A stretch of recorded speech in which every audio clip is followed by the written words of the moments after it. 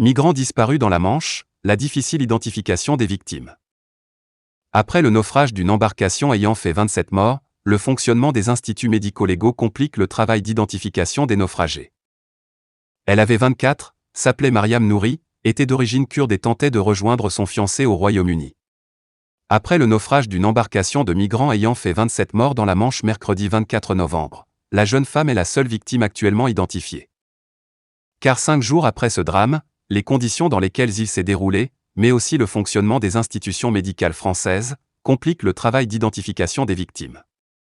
À Calais, les associations et certains demandeurs d'asile n'ayant pas tenté la traversée essaient tant bien que mal de se mobiliser, pour donner un nom et un visage aux victimes.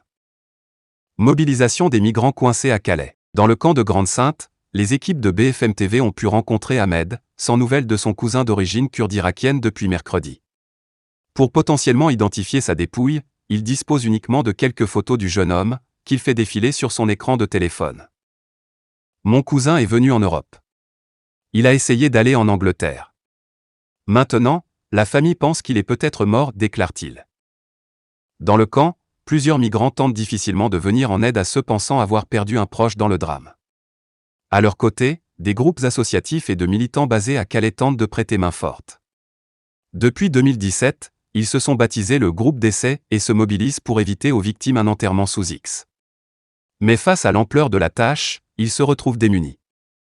Le fonctionnement des instituts médico-légaux pointé du doigt. Une tâche rendue plus ardue encore par le fonctionnement des instituts médico-légaux. Les dépouilles des 27 victimes du naufrage de mercredi se trouvent à l'Institut médico-légal, IML, de Lille. Mais quand il s'est rendu sur place à la suite des signalements de 8 familles afghanes inquiètes, Jean Cacard, président de l'association Solidarité des Afghans à Paris, s'est vu refuser l'accès au corps. Ils m'ont dit que pour le moment, ils n'avaient pas d'autorisation, et que si nous souhaitions les identifier, il fallait se rapprocher de Calais, détaille-t-il. La législation actuelle prévoit que seule la famille du défunt peut entamer les démarches pour retirer le corps. Mais nombre de migrants ne possèdent pas de famille présente à Calais.